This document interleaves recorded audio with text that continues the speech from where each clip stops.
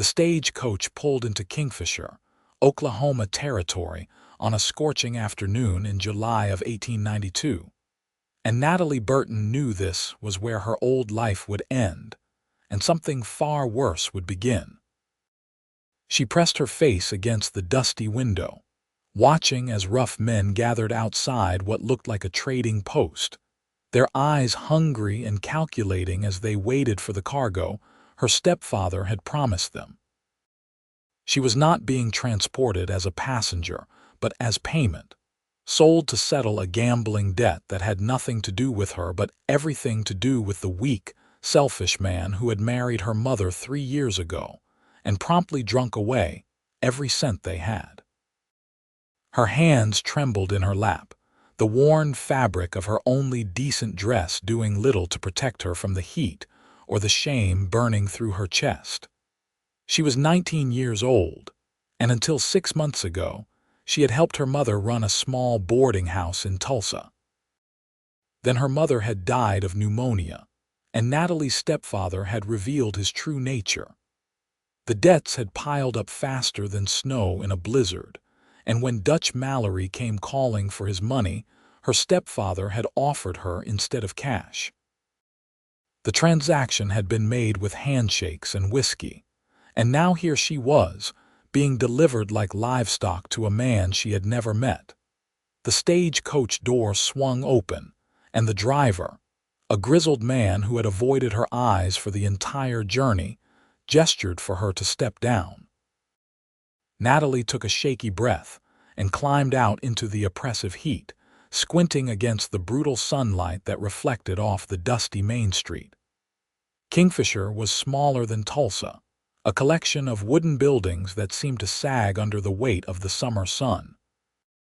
A few curious onlookers had gathered, women in faded calico dresses and men in worn work clothes, all watching with varying degrees of pity and interest.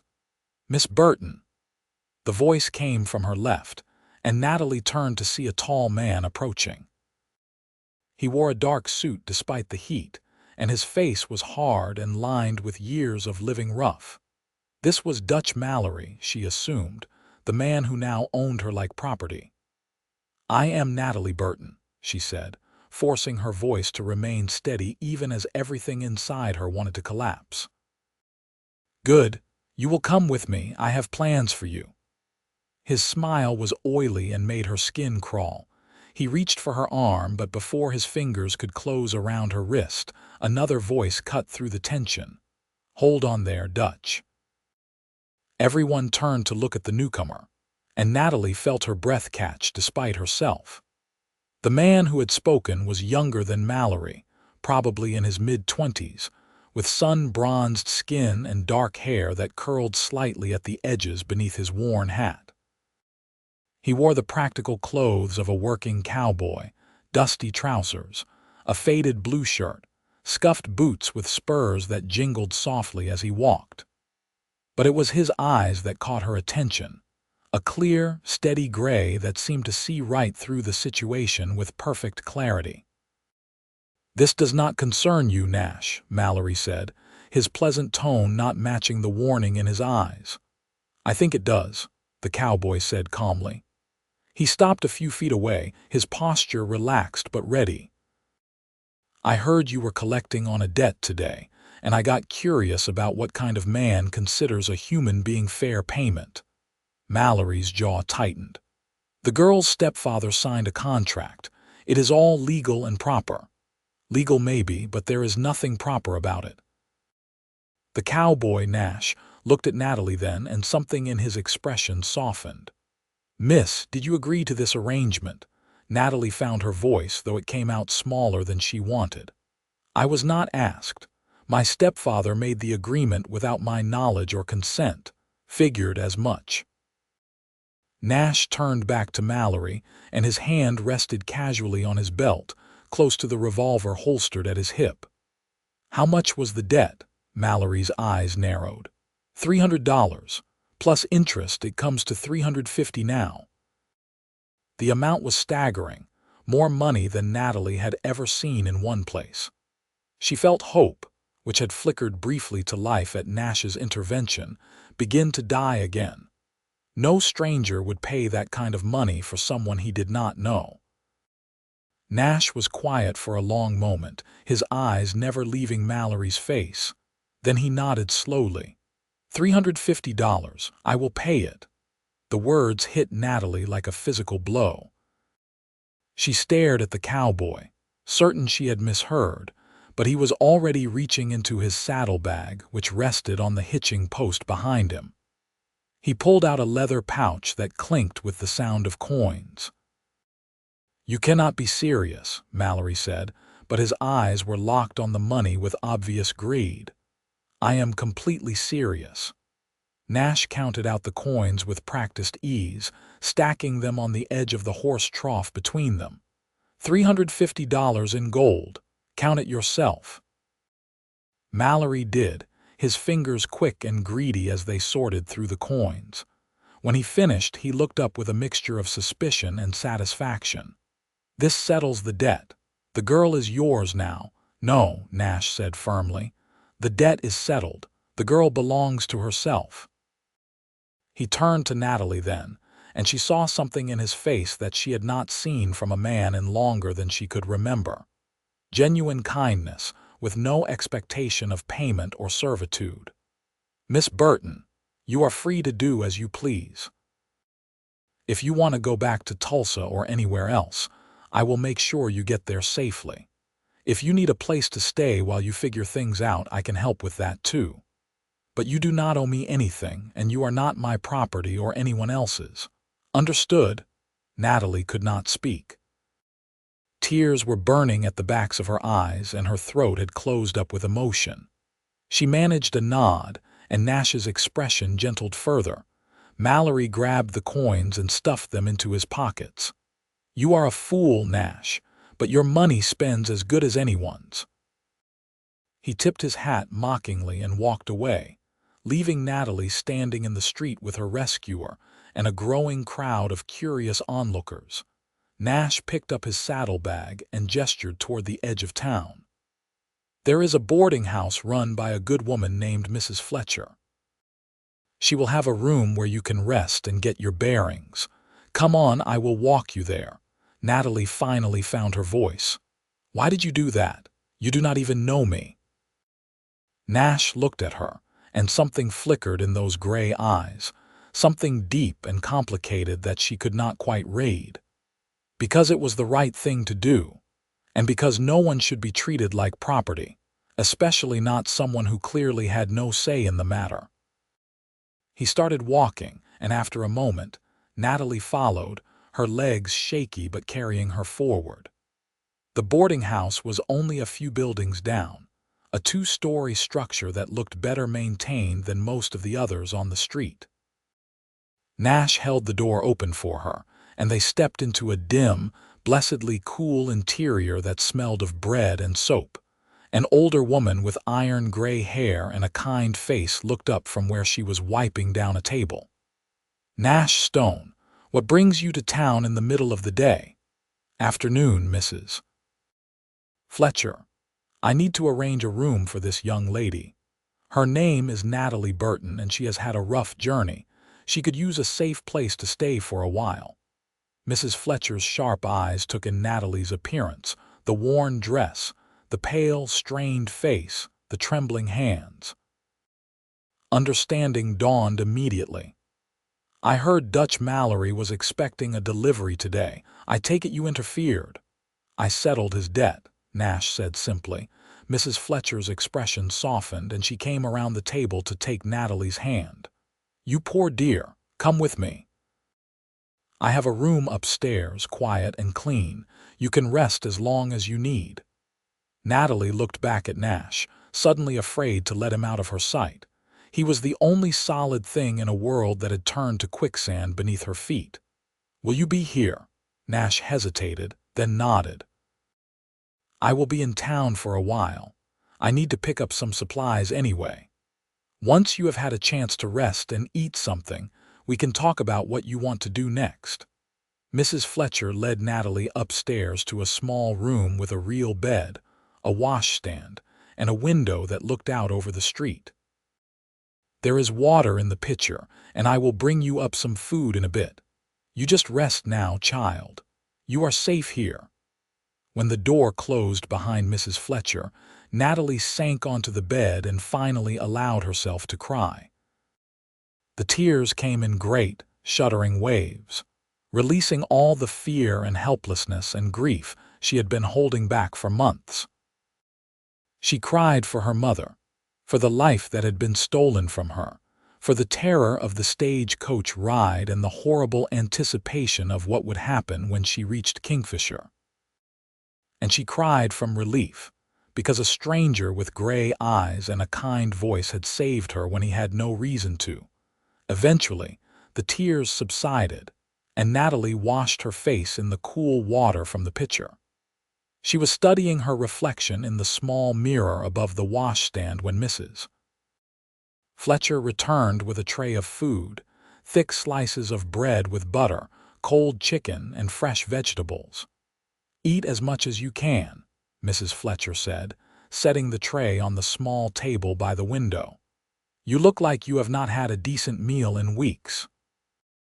Natalie sat down and forced herself to eat slowly, even though her stomach was growling with hunger. "Mrs. Fletcher, can you tell me about Nash Stone?" The older woman's face lit up with obvious affection. "Nash is one of the good ones. He works a ranch about 10 miles outside of town, the Sutton place.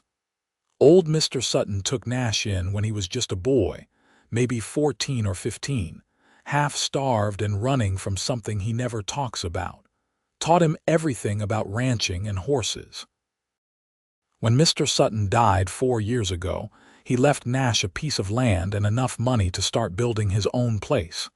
Nash has been working it ever since, building it up slow and steady. Is he married?" The question slipped out before Natalie could stop it, and she felt her cheeks heat with embarrassment. Mrs. Fletcher smiled gently. "No, he is not married. He is a solitary man, keeps to himself mostly, but he is decent through and through. There are not many men who would do what he did for you today." Natalie nodded, taking another bite of bread to cover her confusion. She did not understand why Nash had spent such a fortune on a stranger, and the weight of that debt, even if he said she did not owe him anything, pressed heavy on her shoulders. She spent the rest of the afternoon in the room, washing properly with the water Mrs. Fletcher brought up and trying to make her dress look more presentable. As evening approached, she heard the sounds of the town settling into its nightly routine, horses being stabled, shops closing, voices calling out greetings and farewells. There was a knock on the door and Mrs. Fletcher's voice called through. "Miss Burton, Nash is downstairs. He wanted to see if you felt up to talking." Natalie smoothed her hair back and opened the door. "I will come down." Nash was waiting in the small parlor, his hat in his hands and his expression uncertain. He stood when she entered, and Natalie was struck again by the quiet strength in his bearing. "Miss Burton, I hope you are feeling better. Please call me Natalie. And yes, I am much better, thanks to you and Mrs. Fletcher." She sat down in the chair Mrs. Fletcher indicated, and Nash took the seat across from her. For a moment, neither of them spoke. Then Nash cleared his throat. "I wanted to talk to you about your options. Do you have family anywhere? Somewhere you could go?" Natalie shook her head. "My mother was my only family. Her parents died when I was young, and I never knew my father. When she married my stepfather, I thought we would finally have some stability, but—" She trailed off, not wanting to relive those memories. Nash's jaw tightened. "Your stepfather, is he likely to come looking for you?" "I do not think so. He got what he wanted, the debt settled. I doubt he will spare me another thought." "Good." Nash leaned forward, resting his forearms on his knees. "Natalie, I want you to know that I meant what I said. You do not owe me anything. But if you need work and a place to stay, I could use help at my ranch." Natalie's eyes widened. "What kind of help?" "I have been trying to fix up the house, make it more livable, but I am better with horses than I am with cooking and keeping house.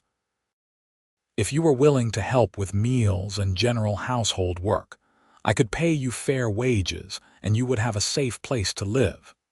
There is a separate room you could use, and Mrs. Fletcher could come out once a week to act as chaperone so there is no gossip. It was more than Natalie had dared to hope for. Work, wages, safety, all offered without strings or expectations beyond honest labor. Are you certain? That is very generous. Nash met her eyes, and that same complicated expression crossed his face. I am certain. But I want you to think about it tonight. Do not answer now. Sleep on it, and if you decide you would rather go somewhere else or do something different, I will help you with that instead. Natalie wanted to say yes immediately, but she forced herself to nod. I will think about it. Thank you, Nash. For everything. He stood, settling his hat back on his head. I will come by tomorrow morning. Whatever you decide, it will be fine.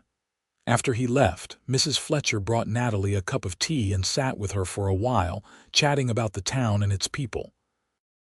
Natalie learned that Kingfisher had been established just a few years ago during the land run of 1889, and it was still rough around the edges but growing steadily.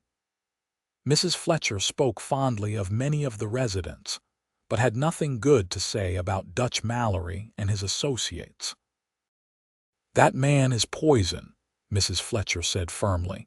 He runs a saloon and gambling house, and he has caused more misery in this town than anyone else. I am glad Nash settled that debt and got you away from him. Natalie went to bed that night with her mind racing. She thought about Nash's offer, about the alternative of trying to make her way alone in a world that was not kind to women without family or money. She thought about the way Nash had looked at her, with respect and something else she could not quite identify. And she thought about the fact that, for the first time in months, she felt something other than despair. She felt hope. When morning came, Natalie was awake early, watching the sunrise paint the sky in shades of gold and pink. She had made her decision. When Nash arrived after breakfast, she was waiting in the parlor, dressed in her same worn dress but with her hair neatly braided and her chin held high. I would like to accept your offer, she said before he could speak, if it is still available. Nash's face broke into a smile and it transformed him, softening the hard edges and making him look younger. It is still available. I am glad, Natalie, really glad. He had brought a wagon to town, and he helped her load her few belongings, a small trunk that held her mother's Bible and a few keepsakes. Mrs. Fletcher packed them a basket of food and made Nash promise to bring Natalie back to town for church on Sunday. The ride out to Nash's ranch was peaceful, the morning air still cool and fresh. The land around Kingfisher was beautiful in its own way, rolling prairie dotted with wildflowers and the occasional stand of trees. Nash pointed out landmarks as they drove, a creek where the water ran clear and cold, a hill where you could see for miles in every direction, the boundary markers of his property. It is not much yet, he said as the house came into view, but it is mine and I am building it into something good. The house was small but solid, built of wood with a stone chimney and a wide porch. Nearby stood a barn, a corral with several horses, and the beginnings of what looked like additional outbuildings. Everything showed signs of hard work and careful maintenance. Nash helped Natalie down from the wagon and carried her trunk inside. The interior of the house was sparse but clean, with a main room that served as kitchen and living area, and two smaller rooms off to the sides. Nash showed her to one of the rooms, which held a bed, a dresser, and a small window with calico curtains. "This would be your room," he said. "I use the other one. The main room needs work, as you can see. The stove works well enough, but the furniture is pretty rough. I can build you better pieces if you tell me what you need." Natalie looked around, taking in the simple but functional space. "It is perfect, Nash. Really." Over the following days, they fell into a routine. Nash was up before dawn to tend the horses and work on the ranch, while Natalie took over the household tasks. She cooked meals that were far better than anything Nash had managed on his own, cleaned and organized the house, and even started a small garden plot near the kitchen door. Mrs. Fletcher came out the following Sunday, as promised, and gave the arrangement her blessing. As the days turned into weeks, Natalie found herself settling into the rhythm of ranch life. She learned the names of Nash's horses, watched him work with a patience and skill that spoke of deep knowledge and care. He was a quiet man, not given to idle chatter, but when he did speak, his words carried weight. He asked her opinions about things, listened when she talked about her mother and her childhood before everything fell apart. One evening, about a month after she had arrived, Natalie was preparing dinner when Nash came in from the barn earlier than usual. He washed up at the basin by the door and then stood awkwardly in the middle of the room. "Natalie, can I talk to you about something?" She set down the knife she had been using to cut vegetables and turned to face him. "Of course." Nash took off his hat and ran a hand through his hair, a gesture she had come to recognize as a sign of nervousness. "I have been thinking about what happened in town the day you arrived, about what I said to Dutch Mallory." Natalie's heart skipped. She had not spoken about that day since arriving at the ranch, though it haunted her thoughts often. "What about it?" "I told him you were not my property, that you belonged to yourself. And that is true, it will always be true, but I need you to know something else." He met her eyes, and the intensity in his gaze made her breath catch. "When I saw you standing there, so scared but trying so hard to be brave, something happened to me. I could not walk away. And it was not just about doing the right thing, though that was part of it. It was about you specifically. I looked at you and I thought, I cannot let anything bad happen to her." Natalie's mouth went dry. "Nash, I am not saying this to make you uncomfortable or to claim you owe me anything," he continued, the words coming faster now. "I just need you to understand that having you here, it is not charity. You have made this place into a home. You have made my life better in ways I did not even know it could be better. And if I am being completely honest, I think about you all the time. When I am working, when I am trying to sleep, all the time." The vegetables were forgotten. Natalie crossed the room slowly, stopping just in front of Nash. "I think about you too. I was so lost when I came here, and you gave me more than just safety and work. You gave me back my dignity. You treated me like I mattered." "You do matter," Nash said softly. He reached out hesitantly and touched her cheek, his calloused fingers gentle against her skin. "You matter more than anything." Natalie leaned into his touch, her eyes closing for a moment as she let herself feel the warmth of his hand, the solidity of his presence. When she opened her eyes again, Nash was looking at her with such tenderness that it made her chest ache. "I know this is complicated," he said. "I know you have been through hell, and the last thing you probably want is some cowboy declaring his feelings. But I have never been good at hiding what I feel, and I feel a whole lot when it comes to you, Natalie Burton." "I am glad you told me," Natalie whispered. "Because I have been feeling things too, and I did not know if I should. I did not know if it was real or just gratitude." "Is it gratitude?" Nash asked, and there was vulnerability in his voice. Natalie shook her head slowly. "No, it is more than that. You are more than that." Nash smiled, that transformative smile that lit up his whole face, and then he was kissing her. It was gentle and sweet, a question more than a demand, and Natalie answered by wrapping her arms around his neck and kissing him back. The world narrowed to just the two of them, the warmth of his mouth on hers, the strength of his arms as they circled her waist, the feeling of finally. finally being exactly where she was supposed to be. When they broke apart, both breathing hard, Nash rested his forehead against hers. "You are priceless to me, Natalie. I want you to know that.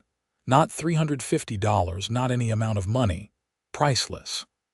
The words unlocked something inside her, and Natalie felt tears sliding down her cheeks, but they were good tears this time. "I love you," she said, the words feeling both terrifying and absolutely right. "I did not think I would ever feel this way about anyone, but I love you, Nash Stone." "I love you too," Nash said, kissing her again, softer this time. "I have loved you from the moment you stepped off that stagecoach." They stood there in the kitchen, holding each other as the sun set outside and the world turned golden.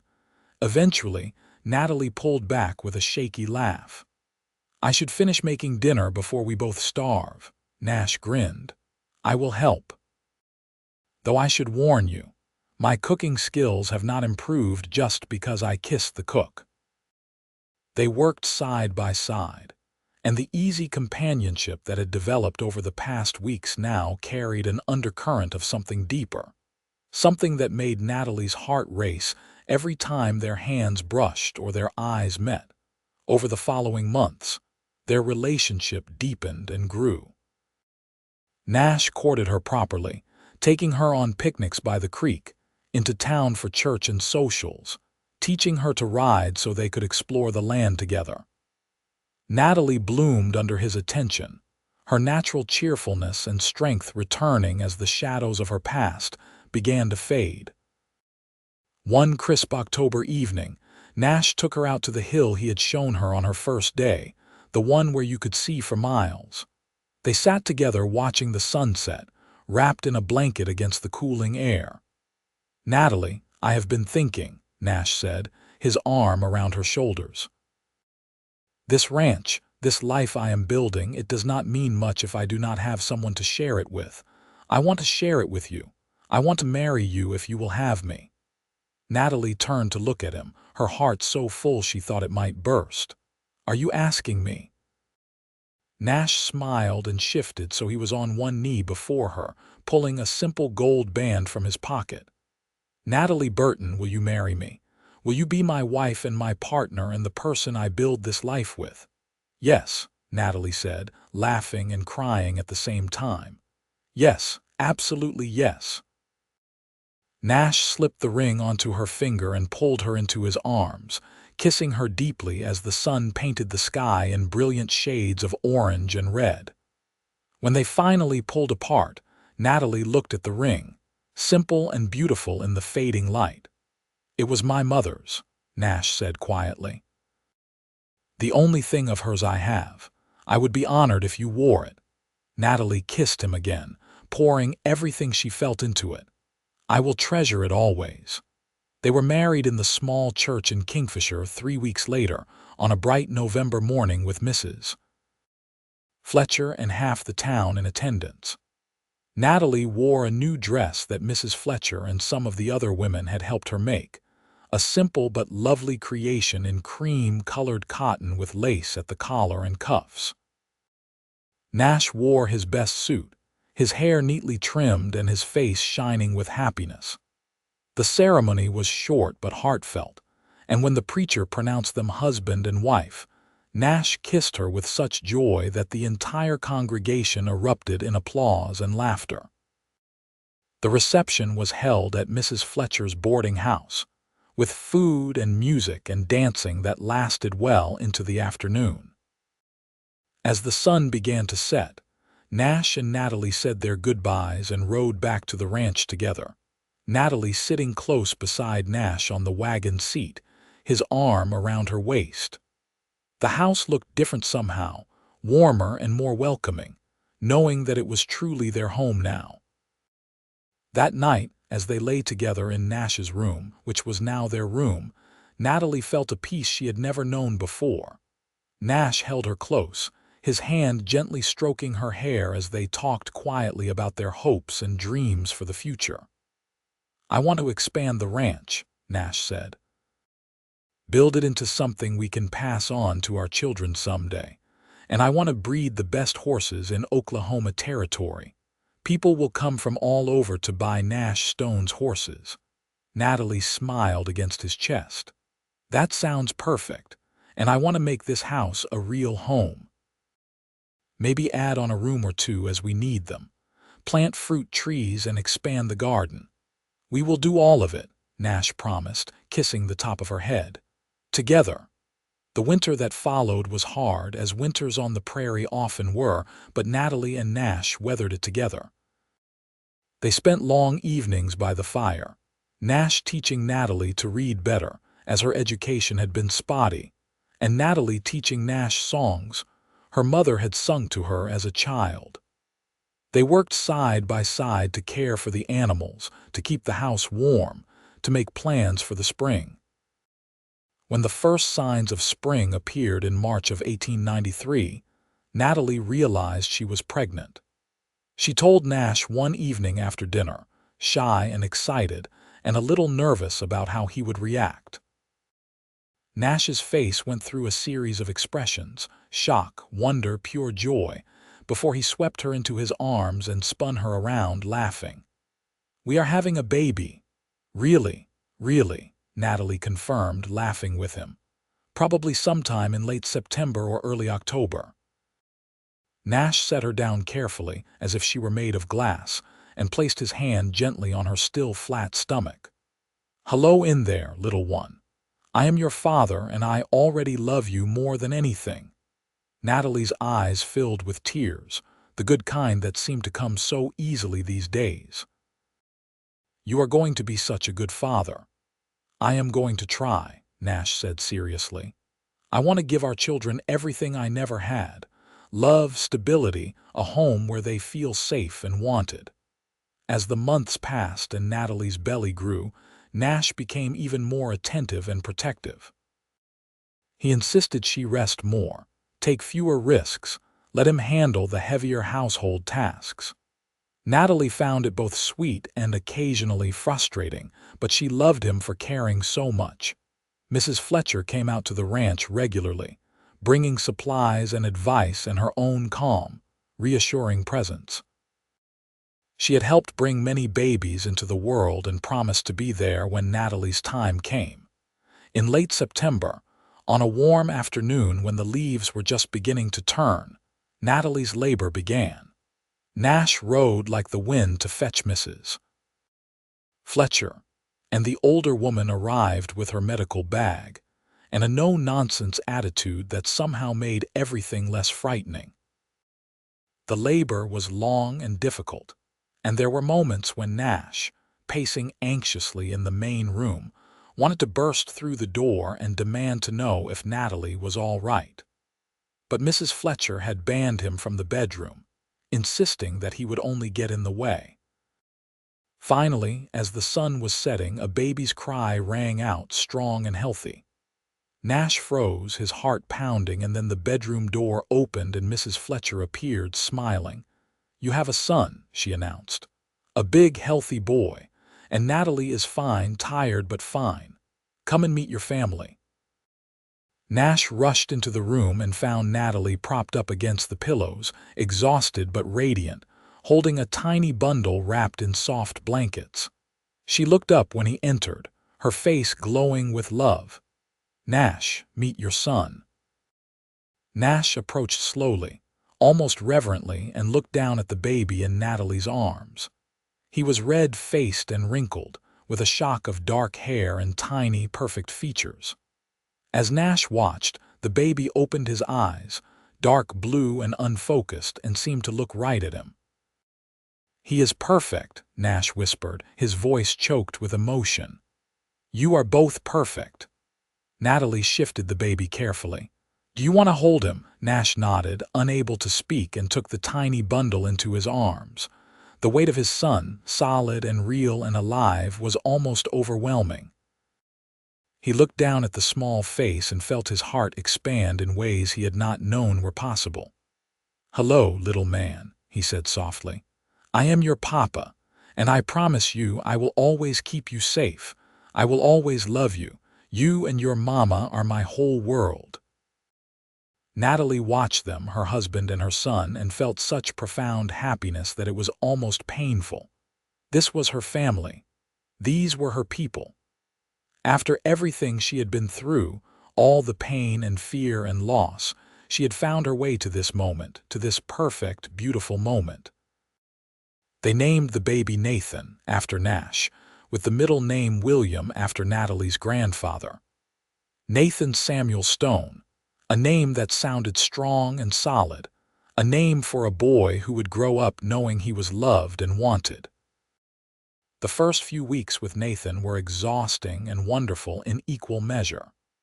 Nash proved to be a devoted father, getting up in the night to bring the baby to Natalie for feedings, changing diapers without complaint, walking the floor with Nathan when he was fussy. Natalie had worried that the demands of a newborn might overwhelm Nash, but instead, he seemed to thrive on it. As Nathan grew, the ranch prospered. Nash's horses gained a reputation for quality and temperament, and buyers came from as far as Kansas and Texas to purchase them. Nash hired a young man named Tom to help with the heavy work, which gave him more time to spend with Natalie and Nathan. When Nathan was 2 years old, Natalie became pregnant again. This time, the pregnancy was easier, and in the summer of 1896, she gave birth to a daughter they named Nora Bell. Nora had Natalie's blonde hair and Nash's gray eyes, and she was a happy, easygoing baby who seemed content to watch the world with calm curiosity. The years that followed were good ones. The ranch continued to grow, and Nash built the additions to the house that they had dreamed about, a larger bedroom for themselves, separate rooms for the children, a proper parlor where they could entertain visitors.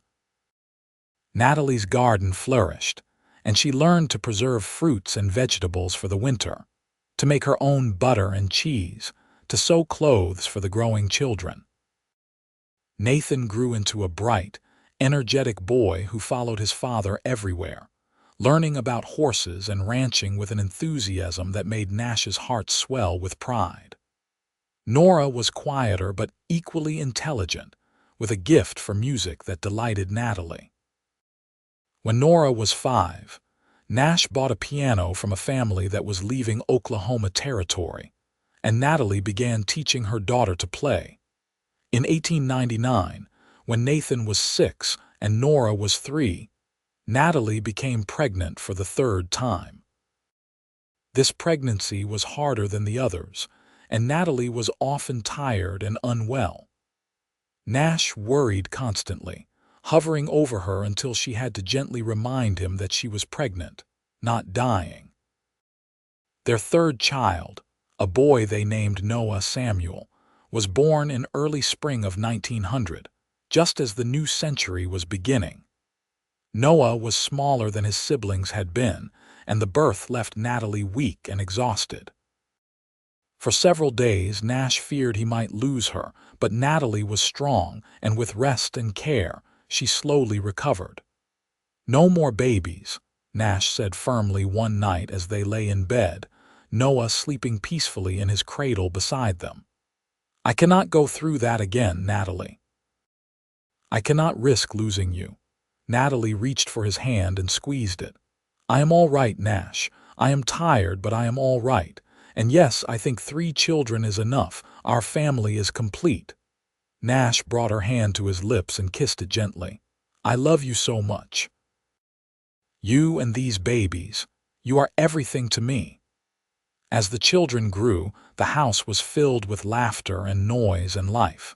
Nathan and Nora were close despite their different temperaments, and they both doted on their younger brother.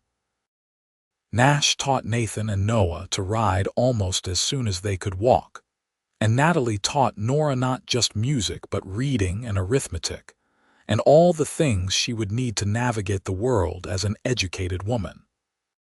The town of Kingfisher grew too, becoming more settled and civilized as Oklahoma Territory matured. New businesses opened, new families arrived, and the wild roughness of the early days began to fade. Dutch Mallory's saloon burned down in a fire in 1902, and Mallory himself left town soon after, much to everyone's relief. One summer evening in 1905, when Nathan was 12, Nora was 9, and Noah was 5, the family sat together on the porch after dinner, watching the sun set over the prairie. The children were playing a game, their laughter carrying on the warm breeze, and Nash had his arm around Natalie's shoulders.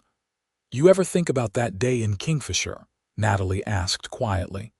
"The day we met." Nash looked down at her, his expression thoughtful. "I think about it often. It was the best day of my life, though I did not know it at the time." "I was so scared," Natalie admitted. "I thought my life was over, and then you appeared like something out of a dream and everything changed." "I took one look at you and knew I could not walk away," Nash said. "I told you then that you were priceless to me, and that has only become more true with every passing year. You gave me a family, Natalie. You gave me a reason to build something that matters." Natalie leaned her head against his shoulder, watching their children play. "You saved me, Nash. In every way a person can be saved.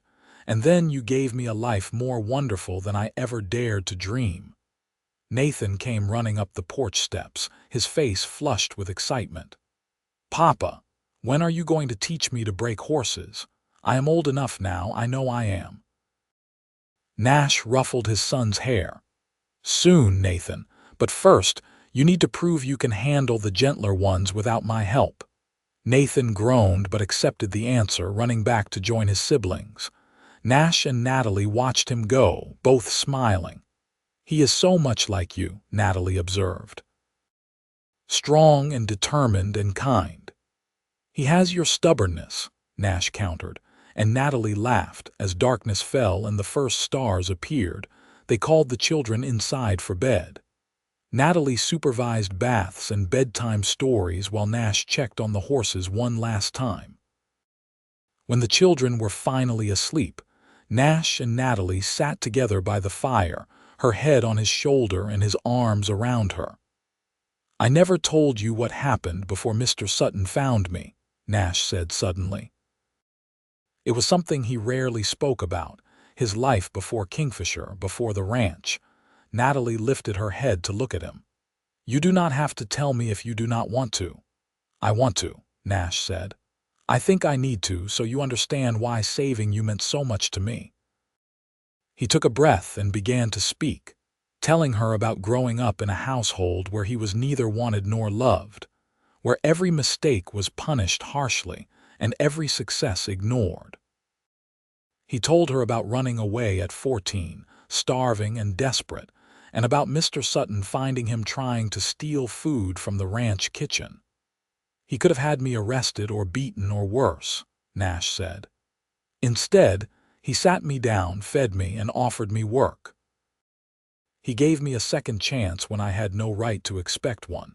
And when I saw you in that street, being treated like property, I saw myself. I saw someone who needed a second chance, and I had the power to give you one." Natalie's eyes were bright with tears. "Oh, Nash, I never knew." "I wanted you to know now," Nash said. "Because you did not just receive a second chance from me, Natalie. You gave me one too. You taught me that I could be more than just a hired hand or a lonely rancher. You taught me that I could be a husband and a father, that I could have a family of my own. You saved me just as much as I saved you." Natalie kissed him then, pouring all her love and gratitude into it. When they pulled apart, she whispered, "We saved each other, and we built this beautiful life together." The years continued to pass, marked by the steady rhythm of ranch life and the milestones of their growing children. Nathan grew into a tall, capable young man who worked alongside his father with skill and dedication. Nora developed into a poised young woman with a talent for music that attracted attention from teachers as far away as Oklahoma City. Noah, the baby of the family, was thoughtful and curious, always asking questions and seeking to understand how things worked. In 1910, When Oklahoma had been a state for 3 years, and Kingfisher had grown into a proper town with paved streets and electric lights, Nathan met a young woman named Sarah at a church social. She was the daughter of a farmer from the next county over, and Nathan courted her with the same patient determination he applied to everything in life. Nash and Natalie watched their eldest son fall in love with joy and a touch of sadness, knowing that it meant he would soon be starting a life of his own. But Nathan had no intention of leaving the ranch. He loved the land and the work as much as his father did, and when he married Sarah in the spring of 1911, Nash built them a small house on the edge of the property, close enough to be part of the family but far enough to give them privacy. Nora, at 15, showed no interest in the local boys, much to Natalie's amusement.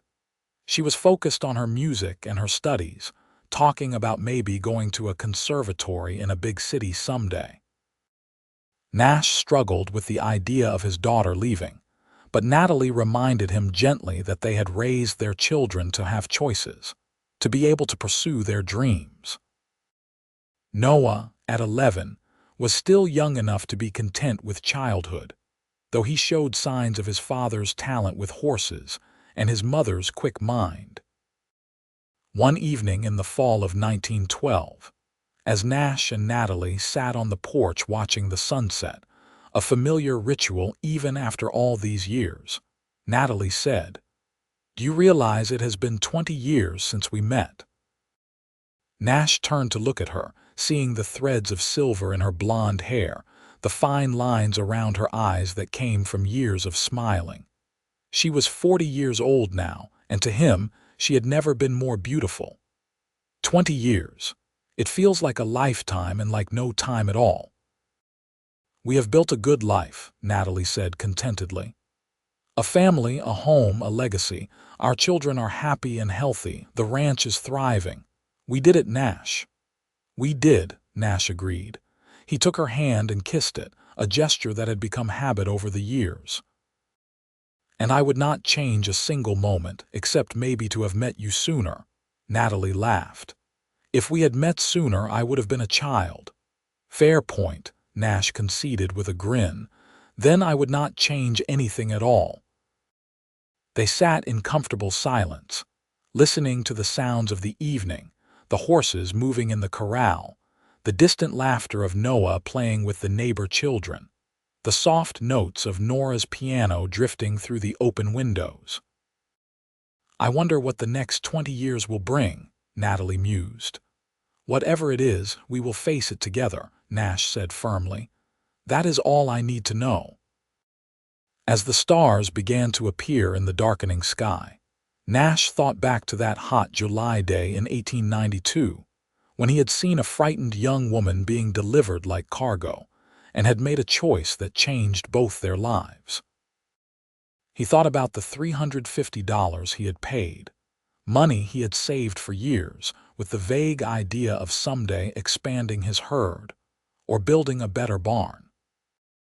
Best money he had ever spent, though it had nothing to do with the transaction and everything to do with the woman who had come into his life because of it.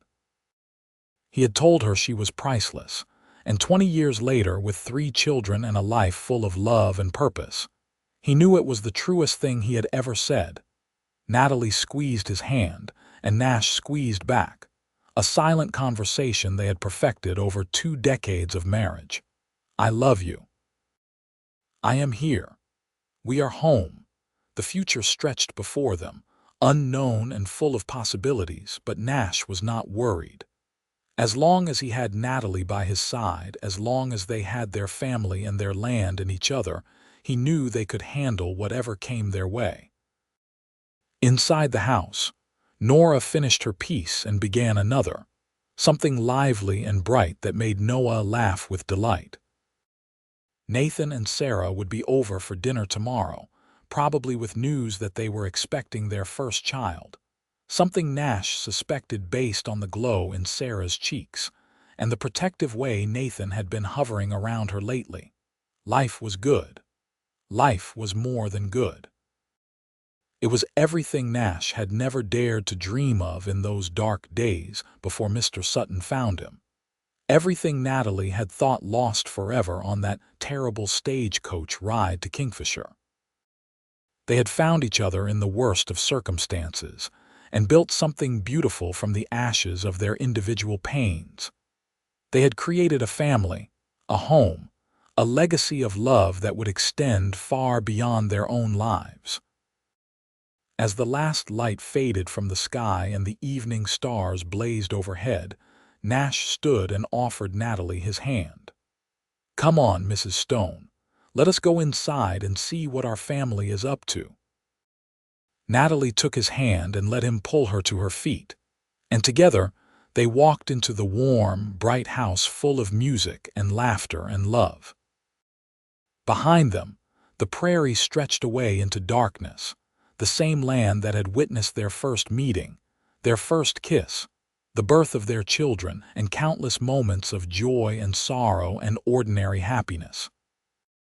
And if the wind whispered stories across the grass, they were stories of love found in unlikely places, of second chances seized with both hands, of a cowboy who saw beyond a debt to the priceless woman standing before him, and of that woman who had the courage to trust and to love and to build a new life from the ruins of the old. 20 years had passed, and many more would follow, but the foundation they had built would stand firm. Nathan and Sarah would indeed announce their pregnancy, and Natalie would cry happy tears at the thought of becoming a grandmother. Nora would eventually go to that conservatory, though she would return to Kingfisher every summer, unable to stay away from her family for too long. Noah would take over the ranch when Nash grew too old to manage it, running it with the same care and dedication his father had shown. But that was all still to come. For now, in this perfect autumn evening in 1912, Nash and Natalie stepped into their home, into the warmth and light and love they had created together, and closed the door behind them on another day well lived. The story of how Natalie Burton had been sold to pay a debt, and how Nash Stone had declared her priceless, would be told and retold in the family for generations. Great-grandchildren who never met them would hear about the cowboy who spent his fortune to save a stranger, and the woman who had the courage to start over.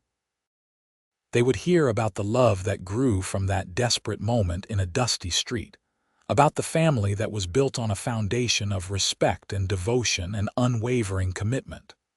But the real story, the one that mattered most, was not about the dramatic rescue or the romantic declaration. It was about the life they built together, day by ordinary day, through seasons of plenty and seasons of hardship, through moments of joy and moments of grief. It was about two people who had been broken by life, and who had healed each other, who had chosen each other every single day for 20 years, and would continue to choose each other for all the years to come. As Nash and Natalie sat down to join their children, as they shared a simple dinner and simple conversation, as they lived their simple, extraordinary life, they embodied something that transcended the specific circumstances of their meeting. They embodied hope, the belief that no matter how dark things seemed, there was always the possibility of light. They embodied grace, the choice to see the humanity in others and to act on that recognition. And they embodied love, the real kind that was not just feeling but action, not just passion but partnership, not just romance but the daily choice to build something together. The children chattered about their days, and Natalie passed dishes around the table, and Nash looked at each face, memorizing this moment like he had memorized so many others. These were his people. This was his life, and it was priceless indeed. When the meal was finished and the dishes were washed and the children were finally in bed, Nash and Natalie prepared for sleep in the comfortable routine of long marriage.